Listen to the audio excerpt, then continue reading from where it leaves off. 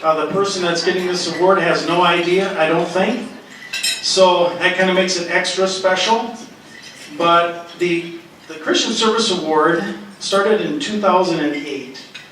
And at first it was called the Christian Service Award, and it was given to a member of the community. And there's a committee of Unity Foundation board members and other people in the community who choose the person for this award from nominations submitted. Committee members include Tim Kellen, Kelly Jansen, Craig Olson, Lee Backus, and myself. And then we do want to recognize Kayleen Bromanchenko, who is our administrator and does most of the work. So the person receiving the award is someone who's made a positive impact on the community through their leadership and service. Typically, only the committee knows who the recipient is until the day of the award ceremony. Family members of the recipient are invited, as well as co-workers and friends, to give short testimonies. Okay? In 2011, the award was renamed the Ernie Unruh Christian Service Award in honor of Ernie Unruh, who's a Charter Unity Foundation board member, who went to heaven to be with the Lord in July of 2011. But the recipient is everybody ready for this? Craig Bjerke.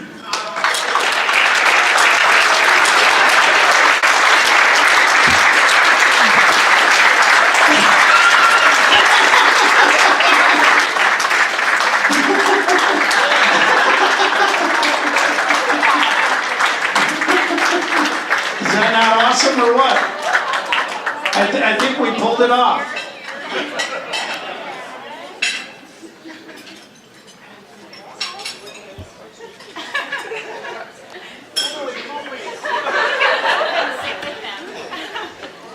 And I have come to appreciate Craig so much. He has a heart of gold. He loves Jesus. He loves God's Word.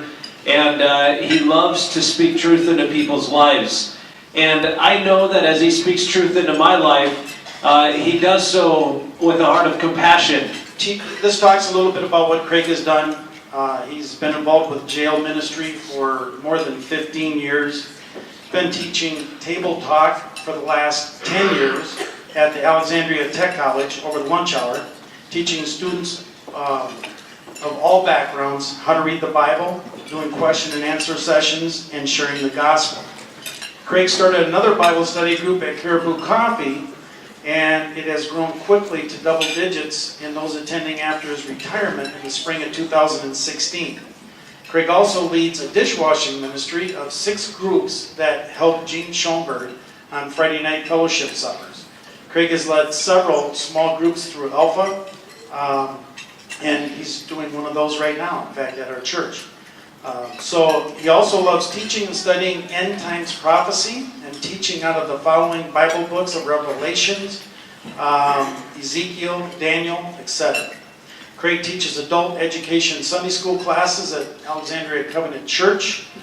A little bit of personal history on Craig. He was professor of design graphics at the Tech College.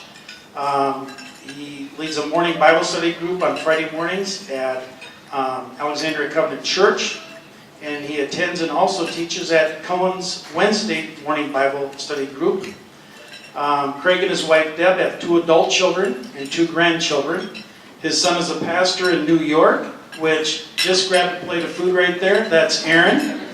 And he's with his son Josh. He also had a new baby girl, Amelia. How old is she, Aaron? 5 weeks. 5 weeks old. So he hasn't been getting much sleep. And then we also have Jenna. Where's Jenna at? Jenna also getting food. All right. So those are Deb and Craig's 2 beautiful children. And then Deb. And Deb's going to kill me for this, but I want Deb Bjerke to stand up quick. Stand up. Yes. All right.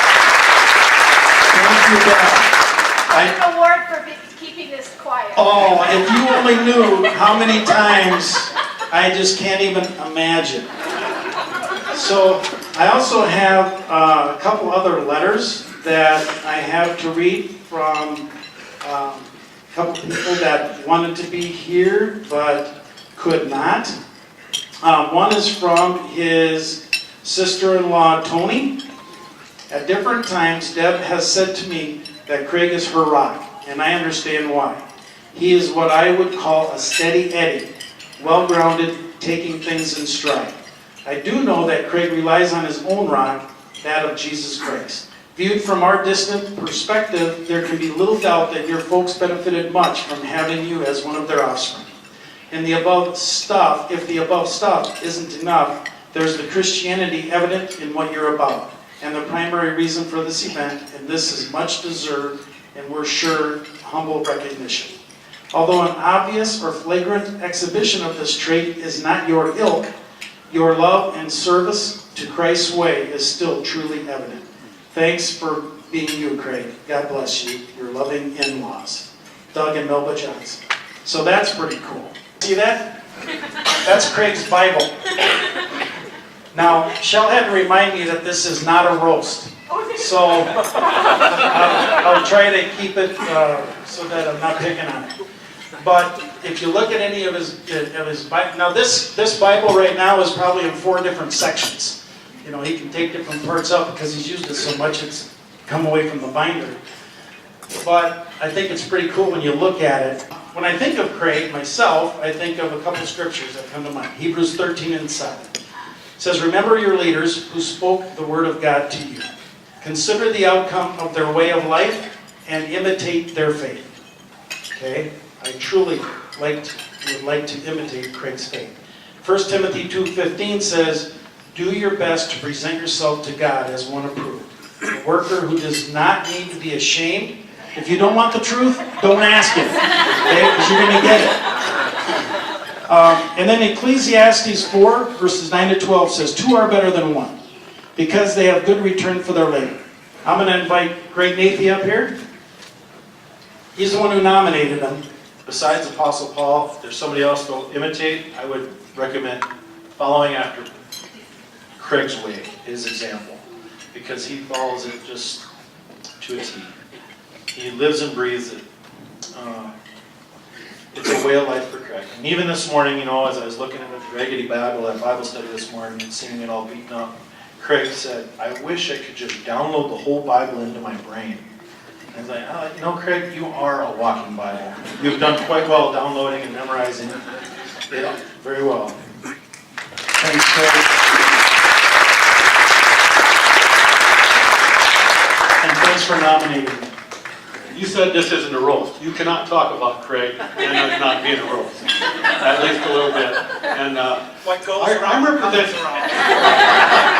representing a Bible study we've done together for several years at Cullen's Home Center on Wednesday morning. We meet at 6:15, and it's been an absolute delight. Been part of it for many, many years, and having Craig here is great.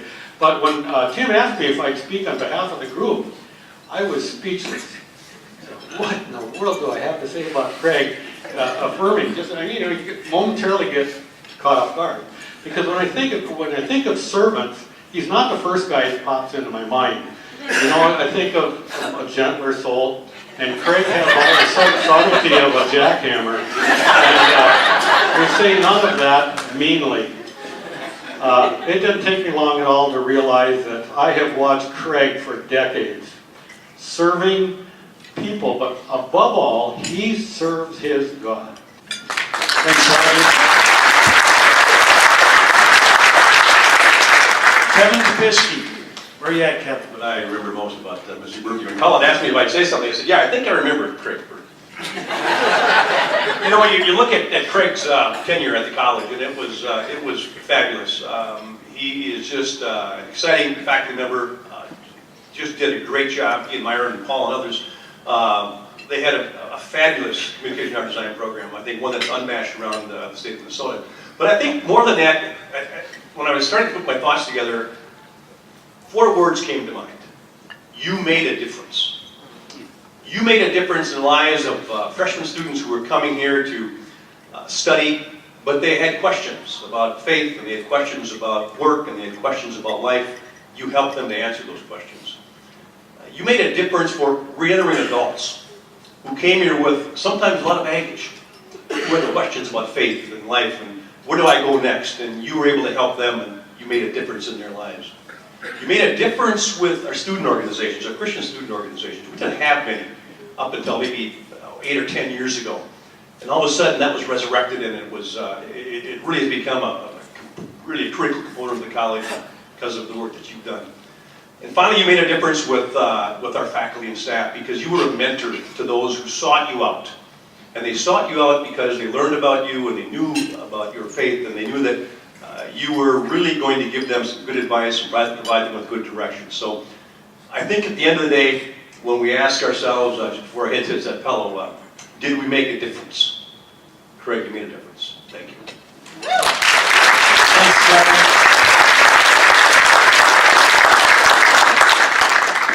My time just walking up here. You know, I met Craig when he was a young, recently married young man. And the thing that stood out was that he was different than most of them in our church. He wasn't, you know, it was okay to go to church and maybe even teach Sunday school, but he wanted a lot more than that, it seemed. He was already interested in knowing and sharing Jesus. And as I think of Craig, I think of 3 Bible verses that are kind of the same, but the first one is Matthew 9:37. The harvest is great, but the workers are few. So pray to the Lord of the harvest that he may send out more workers. Craig early on identified himself as a worker.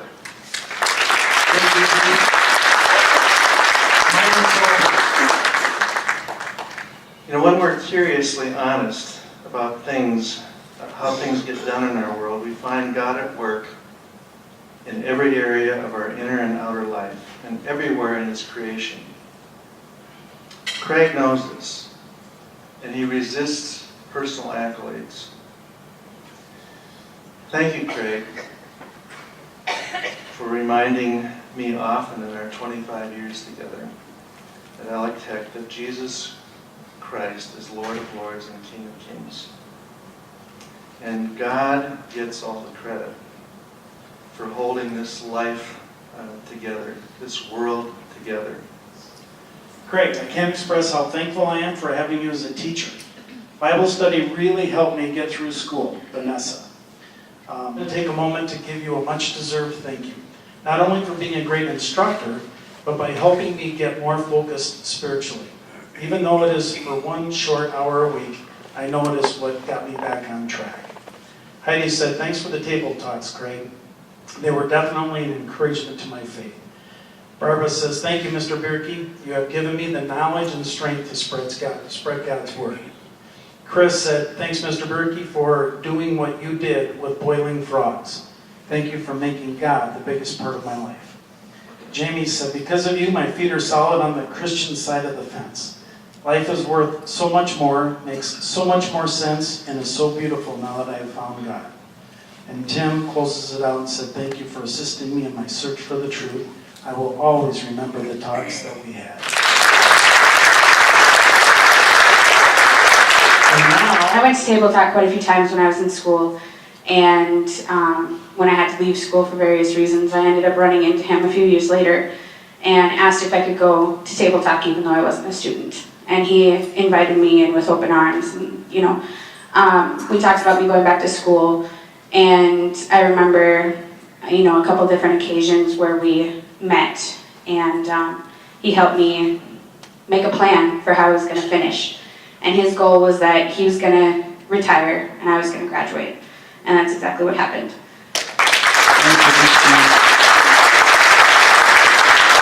Is Ben Scott here?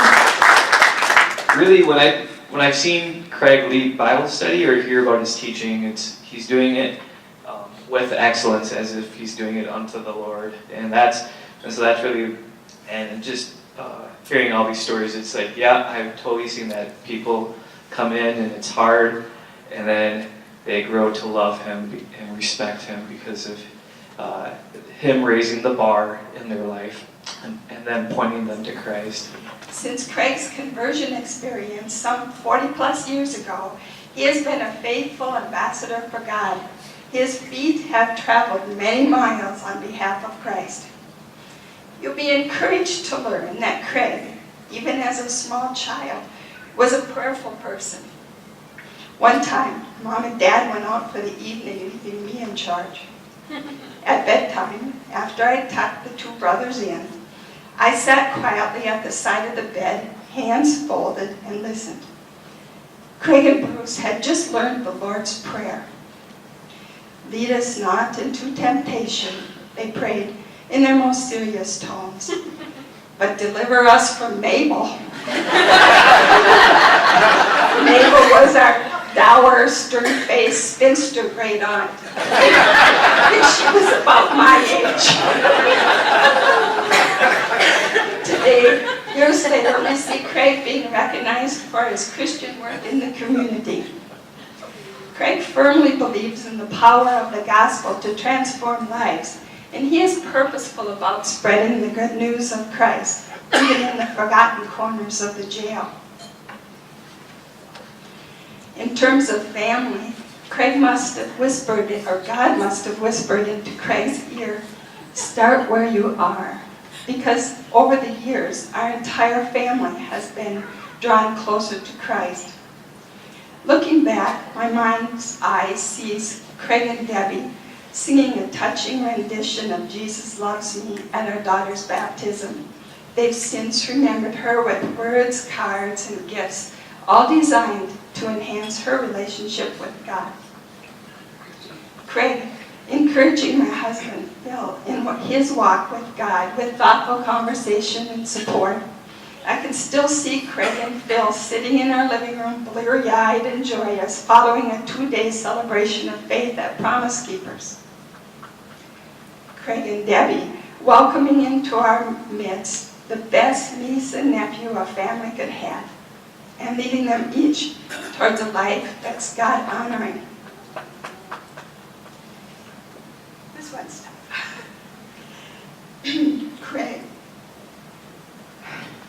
Craig persevering as he fasted and prayed during several Lenten seasons. Every year my father would get so worried about him. Craig would respond with the confident, I'll be okay, and continue on. Only after Dad became a follower of Christ many years later did he discover that Craig's prayers and fasting were for him. That he, our father, would be drawn to a saving faith. Craig would do that for me, where Dad's words as an unbidden tear slipped down his cheeks. But first of all, thank you so much for just recognizing him, and just such a meaningful opportunity and moment for him and for us as a family. It's just a reminder that there really is no better experience a person can have, or one of the best experiences a person can have is when, not when they sit by themselves in a room and think how great they are, but when people around them who know them say, you have helped me. And so I think just this experience in this moment is reminding me of that. One kind of way of understanding who a person is, or who you are as a person, that I've kind of bumped into over the last few years is looking at a person through 3 categories: knowing, doing, and being. And I thought I would just share just a brief thought in each category as I think about Dad. First, knowing. Knowing has to do with just knowledge, and something that has been echoed up here time and again is just his natural curiosity for knowledge, and especially for God. I think that is something that I definitely think about when I think about Dad. I remember a moment in Sunday school, I think it must have been high school youth group, and I can't remember who it was. Might have been Steve Lovren or somebody was talking up the fact that we're going to learn some great things today, and the guy to come give us some of these great thoughts is going to be Craig Bjerke. I remember thinking, okay, all right. But then after about maybe 2 or 3 minutes into the talk, I thought, wow, this is really interesting. I hear a lot of his thoughts every day, and I've never heard him talk about these ideas. And so it just kind of reminded me that he really is, he really hungers for knowledge, and so that's something that I think has been a mark of his life. Doing has to do with practices. Today, in particular, we're reminded that the working definition of hypocrisy is living a different way when no one's watching. And don't we hunger for integrity, especially lately? We're reminded of that as a society. And so when I think about Dad, there are so many mornings I'm kind of stumbling downstairs, and there he is, like on his chair, reading the Bible or praying. And that's another aspect of his character that I'm just going to, that I think reminds me of you. And there really is no better gift, I think, a parent can give their kids and their spouse than a real life, when no one is watching, a real life of a heart that hungers after God. And that kind of leads us to this last category of being. And I guess one way to think about this is Christian spiritual formation is not simply a change in ideas, although of course a life of faith brings with it certain beliefs and a doctrine even. Christian formation is not simply just changing the way one lives, although of course a life of faith brings with it an actual life of love. But Christian spiritual formation is, before anything else, a result of living out of a new status. And we're reminded that when a person follows Jesus, they receive a status called the child of God. And it's living out of that identity, that status, that a person begins to change. And that is the foundation of Christian spiritual formation.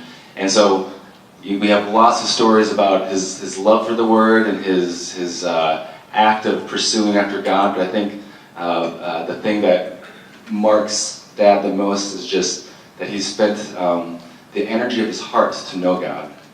And if you are what you love, I think Dad is, well, I don't want to say you are just like Jesus, you're not. But you desire to be like him.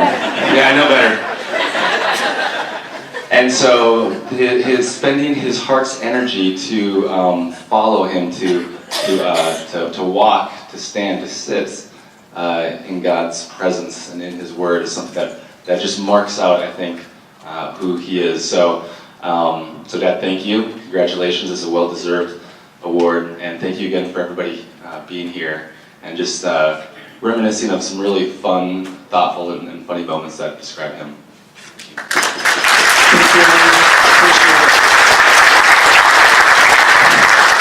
Okay, great. You may your ashes will fit nicely.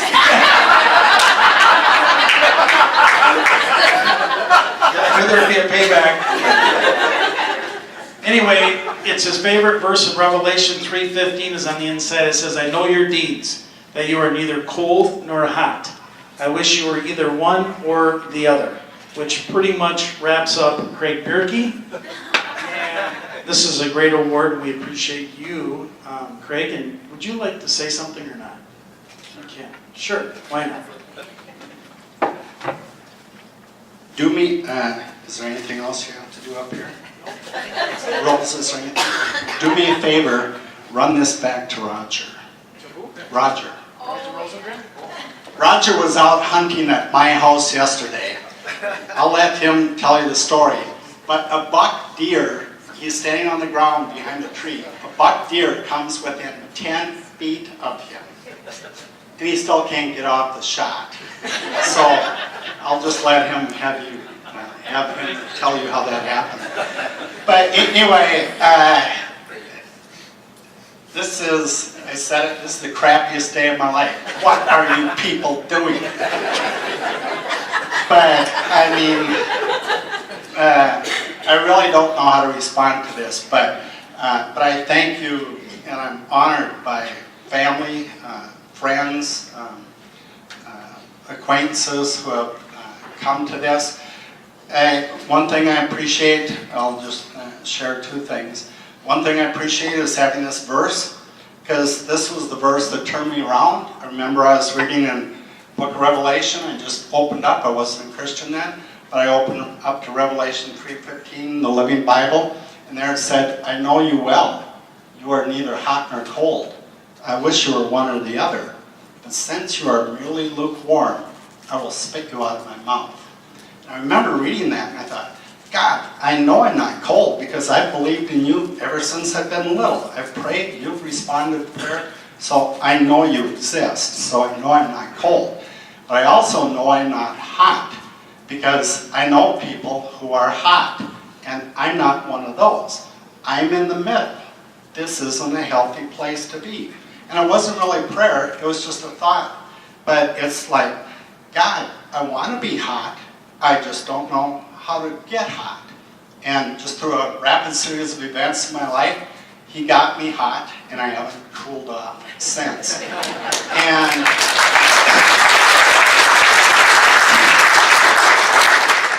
And so I can get you out on time. I've just really been honored and blessed in my life. God has really blessed me with a terrific wife. I mean, think about it. She's married to me. But just an awesome wife, 2 awesome children in the gift of Aaron and Jenna, and the gift of grandkids, co-workers, fellow church members, people in the community that I'm acquainted with. Just thank you for that gift. My encouragement to you is, I don't know what everyone's status here is, but man, if we really don't know Jesus, today is the day. Not yesterday, we can't be saved yesterday, that's gone. You can't be saved tomorrow. But be born again, receive the gift today. I'll leave us with one thing. How many of us, we were talking about the news, how many of us would agree that the world seems to be kind of going to hell in a handbasket pretty dang fast, right? I firmly believe we are the generation who will see the return of Jesus Christ. And if you don't see it, you better start seeing it. So it's all about urgency, not that the sky is falling, but just take this, being a follower of Jesus, take it seriously. We don't have to close the deal, just talk with someone and start getting them thinking. You were talking about scripture, but I'll maybe leave us as a form of encouragement, maybe with Psalm 91. When we look around us and we see the world's kind of getting to be a dark, dicey place. Psalm 91 is, "He who dwells in the shelter of the Most High will rest in the shadow of the Almighty. I will say of the Lord, He is my refuge, my fortress, my God, in whom I trust. Surely He will save you from the fowler's snare and from the deadly pestilence. He will cover you with His feathers, and under His wings you will find refuge." His faithfulness will be your shield and rampart. You will not fear the terror of the night, nor the arrow that flies by day, nor the pestilence that stalks in the darkness, nor the plague that destroys at midday. 1,000 may fall at your side, 10,000 at your right hand, but it will not come near you. You will only observe with your eyes the punishment of the wicked. If you will make the Most High, even the Lord, who is my refuge, no harm will befall you, no disaster will come near your tent. For He will command His angels concerning you to guard you in all your ways. They will lift you up in their hands, and you will not strike your foot against a stone. You will tread upon the lion and the cobra. You will trample the great lion and the serpent. Because He loves me, says the Lord, I will rescue him. I will protect him because he acknowledges my name. He will call upon me. I will answer him. I will be with him in trouble. I will deliver him and honor him. And with long life, I will satisfy him and show him my salvation. Amen.